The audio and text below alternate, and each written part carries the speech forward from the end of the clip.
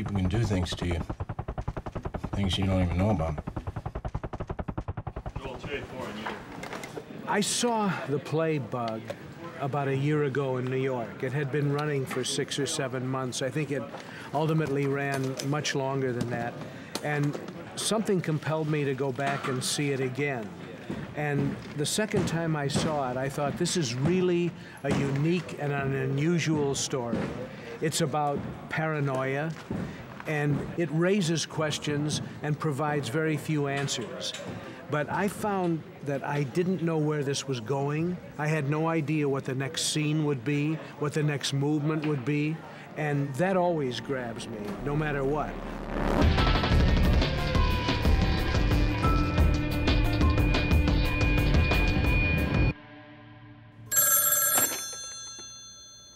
Hello? The guy who wrote the play, Tracy Letts, he adapted it for the screen. It's very close, obviously, to the play, but it is a self-standing screenplay, and it's another look at this material.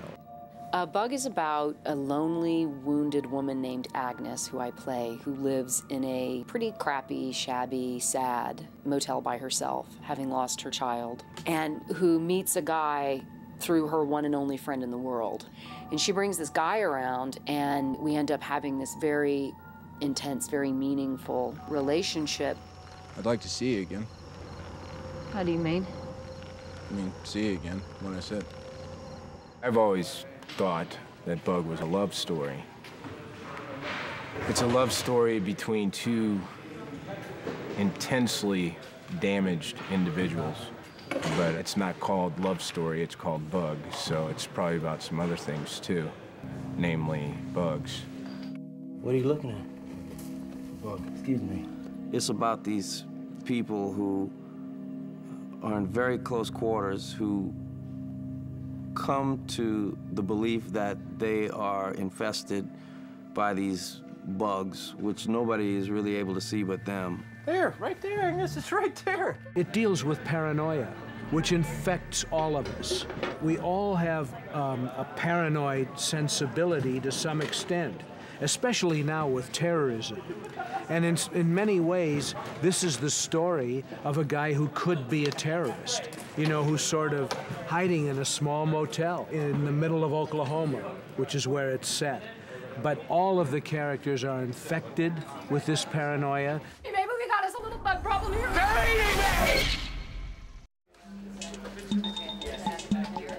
My agent, my longtime one and only agent, called me and she said, you know, I have something to send you and it's pretty dark. And I hadn't worked in almost 2 years. I've been traveling all over the world with youth aids and reproductive health stuff with girls and women and human trafficking and going to brothels and stuff like that, which has been really intense, but it's what I wanted to do. And it was different. The quality of the material was extraordinary. Ashley Judd is a great actress, a very beautiful woman.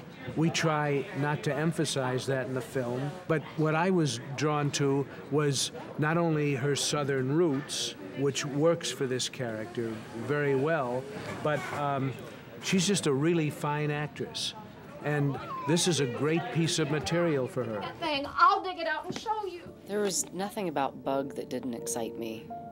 I met Billy socially years ago at a film festival, and I liked him a lot then.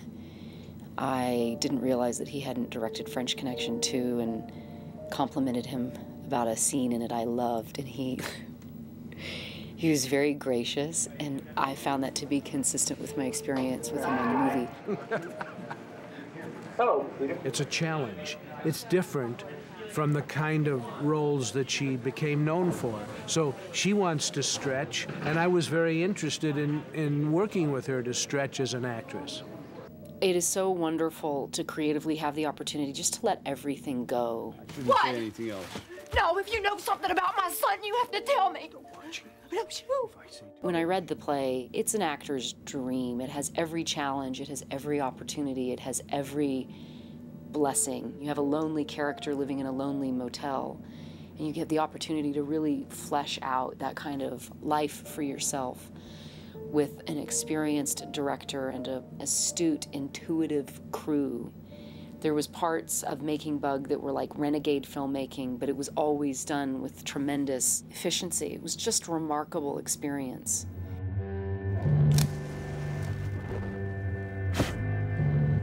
Michael Shannon plays Peter. He did the play for, I think, any number of years in various parts of the world. And I just think he's a totally unique actor. There were many stars that wanted to play this part, that wanted to buy this material for themselves. But I held out for Michael Shannon because what he brings to this, I've never seen before. Tell him nothing that would get you into Just any tell trouble. me exactly what you told him. Just exactly. I'm very fortunate that Billy believed in me and brought me along. It would have really been hard to watch somebody else do it. I just love this story so much. It's such a huge part of my life. I've been involved with it for such a long time. It's a great opportunity. You know, you remind me of somebody. I actually cast Harry Connick, it was by accident. I went to the opening of a hotel in Las Vegas, and he was sitting right across from me, and he started putting me on in a way that reminded me of Goss. And he said to me, I'd love to work with you someday. And so I called him and I said, you said you wanted to work with me in something. What are you doing in July? He said, whatever you want me to be doing. He's a great guy and gives a very unexpected performance. Billy Friedkin is an amazing guy. As I get to know him, he seems to be full of surprises, you know? He's very youthful, extremely intelligent, extremely knowledgeable, but I think he gets a kick out of throwing you off of your game.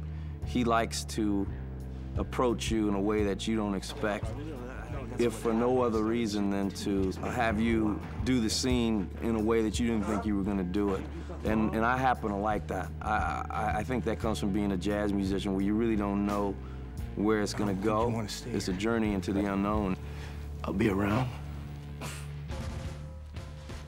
I really wanted to be a part of Bug because, well, first of all, it's a play that, you know, is very popular off Broadway and in London, and I'm big theater advocates. So being a part of it in that way was really exciting. But also, it's such a gutsy piece of material, and it's, you know, for me, very challenging because I haven't really played a role like this.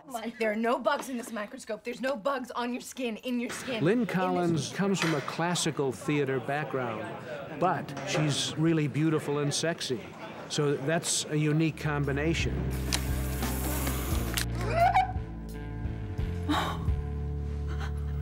Billy.